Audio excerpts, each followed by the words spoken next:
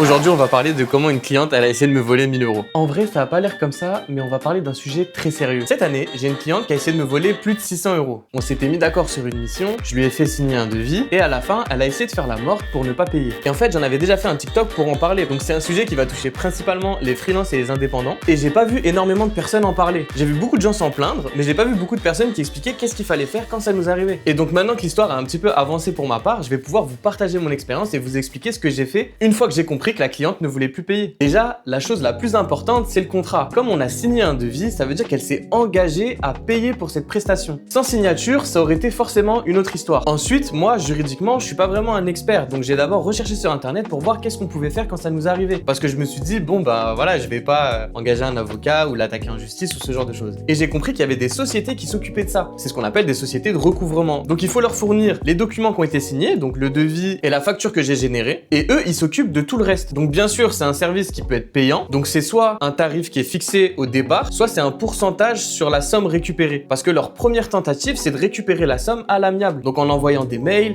un courrier recommandé, on peut même faire déplacer une personne à domicile pour demander à la personne de payer, mais si la personne s'entête, ils peuvent pas la contraindre à payer. Donc, comment ça se passe une fois que la personne elle est vraiment de mauvaise foi et qu'elle ne veut absolument pas payer? Et ben là encore, le service il est super intéressant, donc ils vont faire un dossier avec toi, tu vas leur expliquer exactement ce qui s'est passé, pourquoi est-ce que la personne elle a décidé de ne plus payer, de ne plus répondre, donc tu vas leur donner tous les éléments problématiques du dossier, et en fait ils vont t'aider à construire un dossier qu'ils vont envoyer au tribunal de commerce. Et en fait le tribunal de commerce c'est pas comme le tribunal classique où on te convoque dans 2 ans, faire un rendez-vous, machin, tu viens, avocat, blablabla, blablabla. Là c'est pas du tout comme ça. Le juge il reçoit le dossier, il va ouvrir le dossier, checker les différents éléments que toi t'as présentés. Donc moi j'ai envoyé des screens des conversations, comme quoi la prestation elle a été faite, donc j'ai envoyé des screens de la prestation. J'ai envoyé également les devis qui ont été signés et j'ai expliqué tout le processus un peu malhonnête où elle a essayé petit à petit d'arrêter de me répondre. Et quelques temps après je reçois une petite update et c'est vraiment pas rien. Ça m'explique que le juge a délibéré en notre faveur et que maintenant la cliente qui a essayé de nous escroquer 600 euros se retrouve à devoir payer plus de 1000 euros. Et là les gars, je suis trop content. En fait, rien que par principe, ok,